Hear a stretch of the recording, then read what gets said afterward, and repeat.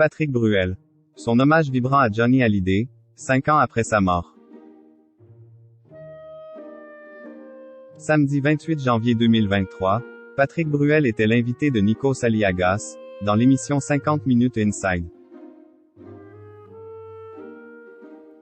Le chanteur s'est confié sur la mort de son ami de longue date, Johnny Hallyday. Un homme qui continue de l'inspirer. En septembre 2021, les artistes amis de longue date de Johnny Hallyday lui rendaient un hommage vibrant lors d'un concert exceptionnel organisé par France 2 et intitulé Que je t'aimais. Patrick Bruel était au rendez-vous pour interpréter le titre culte du rocker préféré des Français, aux côtés de Patrick Fiori et Florent Pagny, Vivre pour le meilleur. Face à cette prestation remplie en émotions, Patrick Bruel s'est laissé quelque peu déstabiliser. Un détail qui n'est pas passé inaperçu chez les internautes. Mon Dieu, Patrick Bruel il me fait de la peine, Patrick Bruel est trop ému, ça se comprend, pouvait-on lire sur Twitter, au cours de la soirée. Le public semble bien connaître Patrick Bruel qui a en effet été déstabilisé au cours de sa prestation. Mais ce n'est pas vraiment par le accent aigu motion. En effet, le chanteur aurait été déçu de faire quelques fausses notes au cours de l'événement. Face à l'événement, Patrick Bruel a eu le sentiment de ne pas être à la hauteur. Effectivement, Patrick a raté une strophe et du coup, ça l'a angoissé, mais alors totalement.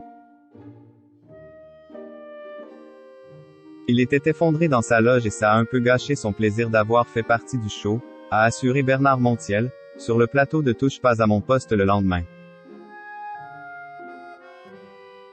Patrick Bruel admiratif de Johnny Hallyday.